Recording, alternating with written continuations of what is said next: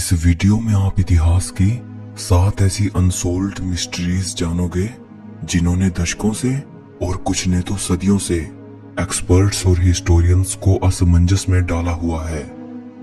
ऐसे रहस्य जिनके बारे में अटकलें तो बहुत सारी लगाई गई हैं, लेकिन विश्वास करने लायक सटीक एक्सप्लेनेशन कोई नहीं दे पाया। सो बने रहिए वीडियो में आखिर तक। Number 1, hanging gardens of Babylon इतिहास के अविश्वसनीय अजूबे थे। कहा जाता है कि उस समय जो शख्स बेबीलोन के इन झूलते बागों को देख लेता वो इन्हें एक चमत्कार मान बैठता था। ये एंशंट वर्ल्ड के 7 अजूबों में से एक थे। ये गार्डन्स मशहूर थे इनके ब्यूटीफुल डिजाइन और ग्रीनरी की वजह से।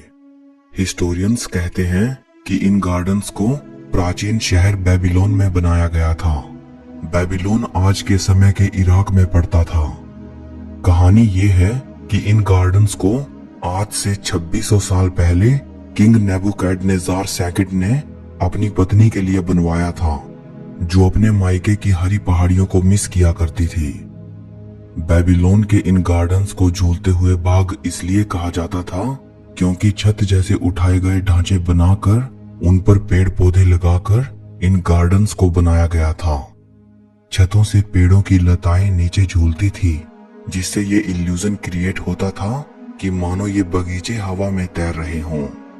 देखने वालों को ऐसा लगता था कि मानो स्वर्ग जमीन पर उतर आया हो। ऐसा स्पेकुलेट किया जाता है कि 1st सेंचुरी के आसपास ये गार्डन्स तबाह हो गए थे। अभी तक इन गार्डन्स का कोई भी ठोस आर्कियोलॉजिकल एविडेंस नहीं मिल पाया है जिससे कि इन गार्डन्स की एग्जिस्टेंस साबित हो सके।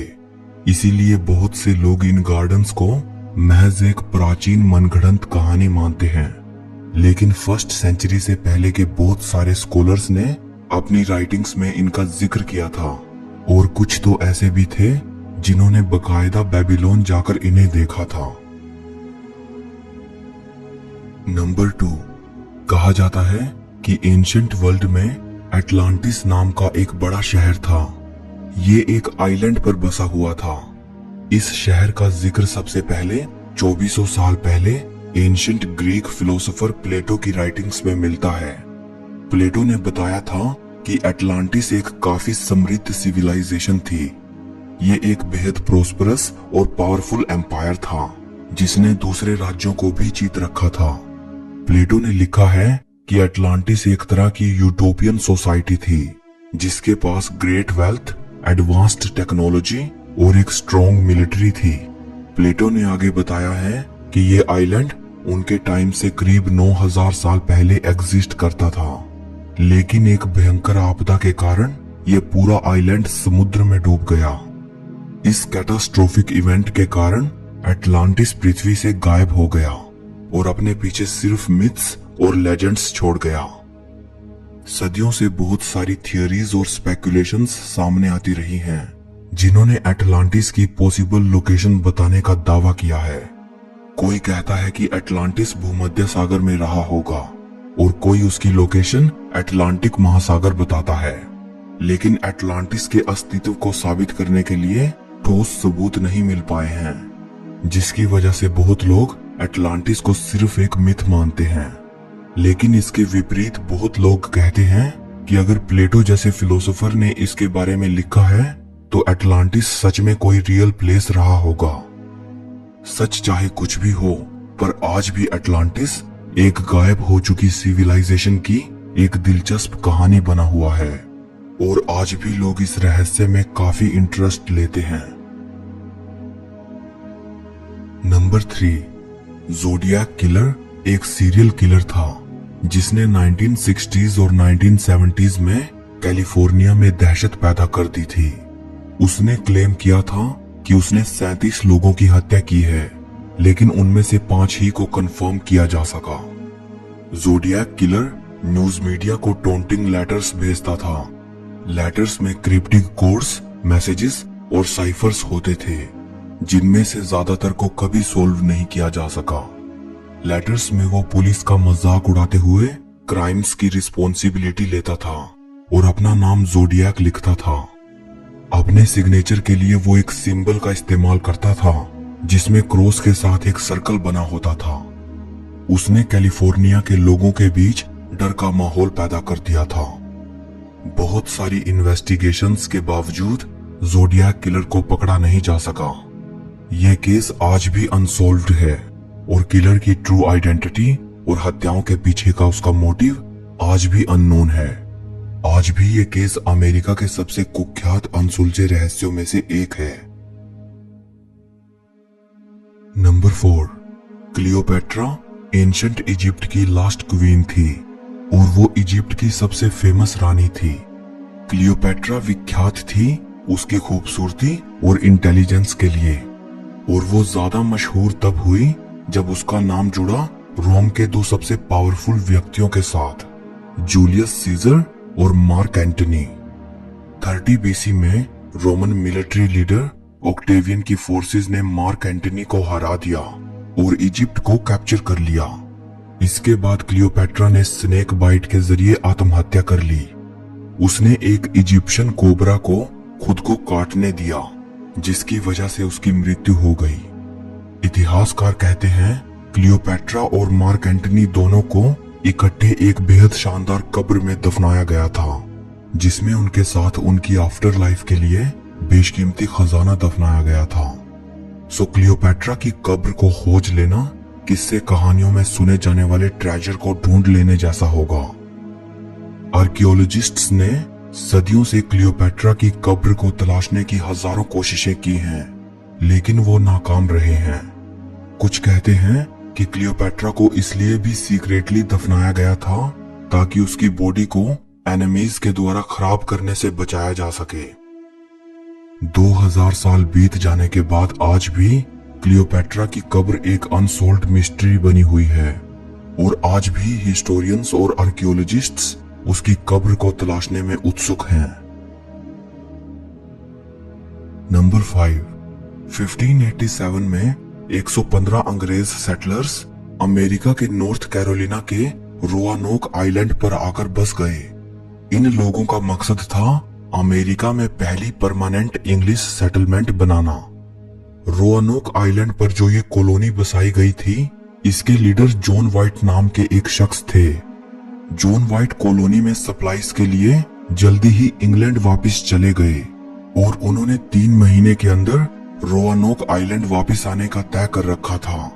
लेकिन उस दौरान इंग्लैंड स्पेनिश इन्वेजन के संकट में था, सो जॉन वाइट का आइलैंड पर आना डिले होता गया और वाइट 3 साल बाद 1590 में सप्लाई शिप के साथ आइलैंड पर वापस आए। जब वो आइलैंड पर पहुंचे तो उन्होंने देखा कि पूरी कॉलोनी बिना किसी ट्रेस के गायब हो चुकी थी। वहां उनके 115 लोगों में से किसी भी शख्स का नामो निशान नहीं था। एक लौता क्लू जो उन्हें वहां मिला वो था वहां खुदा हुआ एक शब्द क्रोटवॉन और वहां के एक पेड़ पर उकेरे गए 3 लेटर्स CRO। अब उन लोगों के साथ क्या हुआ, इसको लेकर थियरीज बहुत सारी हैं। कुछ लोग मानते हैं कि वहां जो शब्द क्रोटवॉन लिखा था वो नेटिव अमेरिकन ट्राइब को ही रेफर करता था और हो सकता है कि उन इंग्लिश सेटलर्स को नेटिव अमेरिकन्स ने एनाहिलेट कर दिया हो। ऐसा भी हो सकता है कि वो लोग नेटिव अमेरिकन ट्राइब में शामिल हो गए हों और शायद किसी और लोकेशन पर जाकर बस गए हों। एक थियरी ये कहती है कि उन पर शायद किसी दूसरी ट्राइब ने हमला कर दिया हो और उनको अपने में समाहित कर लिया हो।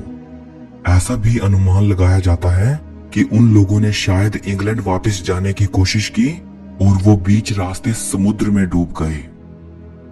उन 115 इंग्लिश सेटलर्स के साथ आखिर क्या हुआ, ये पिछले 400 साल से एक रहस्य है और लोग आज भी इस अबंडेंट सेटलमेंट को द लॉस्ट कॉलोनी कहकर याद करते हैं। नंबर 6, 30 जून 1908 को रशिया के साइबेरिया में एक अनोखी घटना घटित हुई। साइबेरिया में टुंगुश्का रिवर के पास सुबह 7 बजे एक बहुत बड़ा विस्फोट हुआ। ये धमाका इतना जोरदार था कि धमाके से 50 किलोमीटर दूर तक लोगों के घरों की खिड़कियों के कांच टूट गए थे।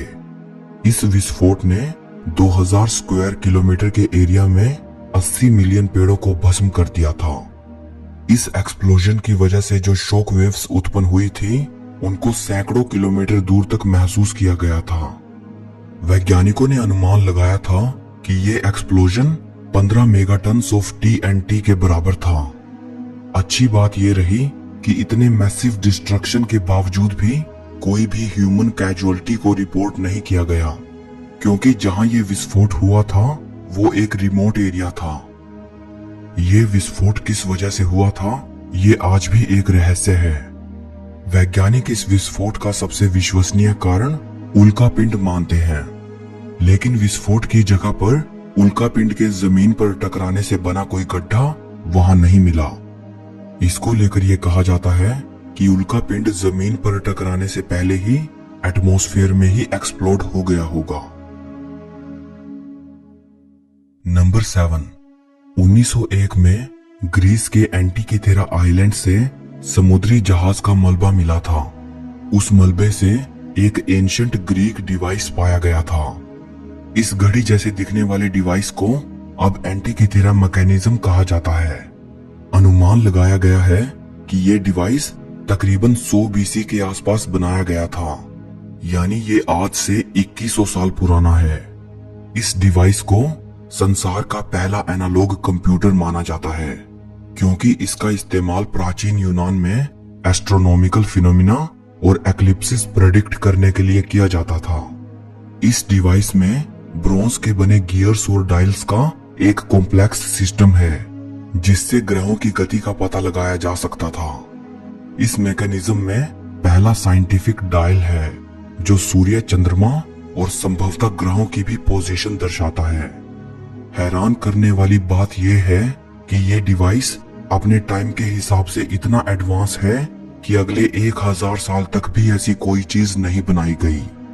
रहस्य इसी बात में छिपा है कि जो चीज हजारों साल बाद वजूद में होनी चाहिए थी उसे प्राचीन यूनान के एस्ट्रोनॉमर्स और साइंटिस्ट्स 2000 साल पहले कैसे बना गए, क्योंकि उस समय की प्राचीन सभ्यताओं के पास इतनी विकसित टेक्नोलॉजी थी ही नहीं कि वो इतना एडवांस्ड टूल बना सके।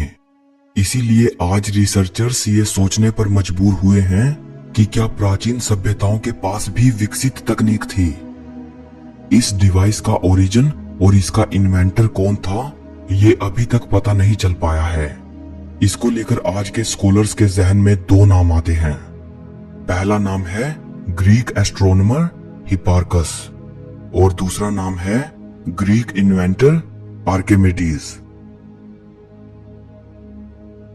सो इस वीडियो में बस इतना ही। अगर वीडियो आपको अच्छी लगी हो तो इसे लाइक और शेयर जरूर करना। अगर आप इन 7 रहस्यों में से किसी पर भी एक सेपरेट वीडियो देखना चाहते हैं तो कमेंट में बताइएगा। और ऐसी ही और भी वीडियोस देखने के लिए चैनल को सब्सक्राइब करके बेल आइकन को दबा देना। सो मिलते हैं अगली वीडियो में।